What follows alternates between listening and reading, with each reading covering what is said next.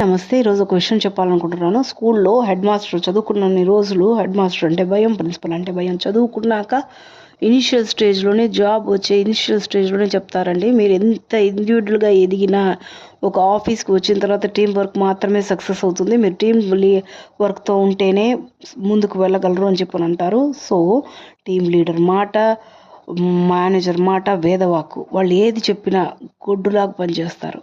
ఏమండి, డబ్బులు ఇస్తున్నారనా అనుకోగా అక్కడ చాలా మంచి వాళ్ళుగా ఉంటారు. కానీ అమ్మా నాన్న దగ్గర మాత్రం ఒక ఫ్యామిలీ వర్సెస్ వచ్చినప్పుడు టీం వర్క్ ఎందుకు సక్సెస్ అవ్వట్లేదండి? సపరేట్గా ఎందుకు వెళ్ళిపోతున్నారండి? అదే టీం వర్క్గా ముందుకు వెళ్తే ఆ ఫ్యామిలీకి, సొసైటీలో ఉన్న గౌరవమే వేరు.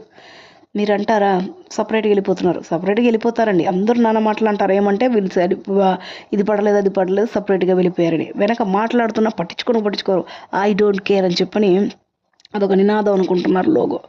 అది మంచిగా చెడుగా మీరే ఆలోచించండి. వాళ్ళు అమ్మా నాన్నలు డబ్బులు ఇవ్వరు కదండి. ఏజ్ అయిపోయింది కదా, సంపాదించడం రెక్కలు ముక్కలు చేసి సంపాదించిందంతా మీకే పెట్టుంటారు.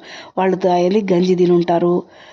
నాన్న డబ్బులు చాలక అప్పు తెచ్చి ఆ అప్పు తీర్చడానికి మిమ్మల్ని చదివించడానికి పడ్డ కష్టాలు అంతా ఇంత కాదు.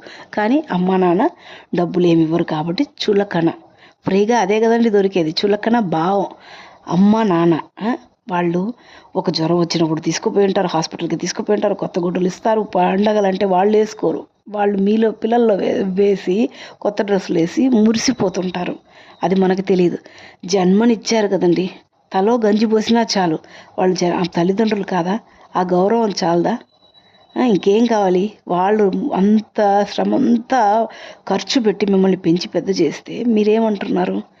వాళ్ళని తునప్రాయంగా తుంచేస్తున్నారు. అస్సలు మర్యాద కూడా ఇవ్వట్లేదు. ఒక ముద్ద పెట్టండి, వాళ్ళు ఎంత సంతోషపడతారో.